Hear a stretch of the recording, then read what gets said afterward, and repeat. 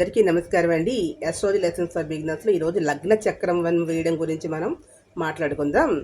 అంతకుముందు లగ్న చక్రాన్ని చూపించాను కదా, ఎట్లా సౌత్ ఇండియన్ సిస్టమ్ ఎట్లా వేస్తాము అనేది. ఇక్కడ లగ్న భావంలో ఒక లగ్న భావం గురించి ఫస్ట్ మనం లగ్న భావం అంటే ఒకటిగా తీసుకుంటాం. ఇప్పుడు సపోజ్ ఈ రోజున ఈ సమయంలో అంటే ఇప్పుడు సమయము 10:30 అయింది. ఈ సమయంలో ఈ రోజున శుక్రవారం నాడు ఇప్పుడు లగ్నము ఒకవేళ మేషం ఉంది అనుకోండి. ఈ సమయంలో అంటే ఈరోజు మేషం అనేది ఒక 11 గంటలకు ఒక మేషం ఉన్నట్లయితే ఒక 10:25కి ఒక చిల్డ్రన్ కనుక పుట్టినట్లయితే అతనిది మేష లగ్నానికి చెంది ఉంటాడు. అయితే మేష లగ్నంలో ఎన్నవ డిగ్రీల్లో ఉంది అనేది కూడా చూడాలి. ఒక హౌస్లో మనకి 30 డిగ్రీలు ఉంటాయి. లగ్నం తీసుకుని 30 డిగ్రీలు ఉంటే ఆ 30 డిగ్రీల్లో 9 పాదాలు ఉంటాయి. 9 నక్షత్ర పాదాలు ఉంటాయి.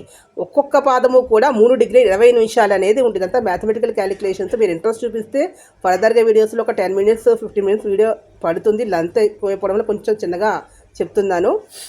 ఒక గ్రహము 0 నుంచి 10 డిగ్రీల మధ్యన బాల్య అవస్థ అంటారు. 11 నుంచి 20 డిగ్రీల మధ్యన ఉన్నట్లయితే అది యవ్వన అవస్థ అంటారు. 30 డిగ్రీలో ఉన్నట్లయితే అది వృద్ధాప్యము అంటారు. ఇది 27, 28 డిగ్రీల దగ్గర ఒక గ్రహం పడింది అనుకోండి, అప్పుడు లగ్నం అనేది బలం తగ్గిపోతుంది అని లెక్క. ఎందుకు అంటే వృద్ధాప్యంలో ఉన్నటువంటి గ్రహం అనేది బలహీనంగా ఉంటుంది. కొంత వృద్ధుడు ఏ విధంగా ఉంటాడో ఆ విధంగానే ఉంటుంది. ఒక మనుషులకు యవ్వనం బాల్య అవస్థలాగానే గ్రహాలు కూడా ఉంటాయి. ఇక అదే విధంగా ఇక్కడ మనం లగ్నంలో ఆ డిగ్రీలు కూడా మెన్షన్ చేసినప్పుడు ఏ పాదంలో ఉంది. ఇప్పుడు మేష రాశి తీసుకున్న మేష లగ్నం అనుకోండి. మేష లగ్నంలో ఏముంటాయి? అశ్విని 4 పాదాలు, భరణి 4 పాదాలు, కృత్తిక 1వ పాదం ఉంటుంది. కృత్తిక 1వ పాదంలోనే లగ్నం ఉందనుకోండి, లగ్నాధిపతి అక్కడ ఉన్నట్లయితే ఆ లగ్నాధిపతి యొక్క బలం లగ్నంలో ఉండడం ఒక రకంగా అదృష్టంగానే చెప్పవచ్చు. అదే లగ్నాధిపతి 10 డిగ్రీల్లో 15 డిగ్రీల్లో ఉంటే బలంగా ఉంటాడు. అది అతనికి ఆ లగ్నాధిపతికి అది కనుక స్వక్షేత్రం అయినప్పుడు అతను మరింత బలంగా ఉంటాడు. స్వనక్షత్రం అయితే ఇంకా బలంగా ఉంటాడు. ఇవన్నీ మనం స్వలగ్నమా స్వనక్షత్రమా ఉచ్చ అది సొంత అనేది మనం ఇవన్నీ ఆలోచిస్తాం. పొజిషనల్ స్టేటస్ అనేది ముందర వీడియోలో చెప్తాను.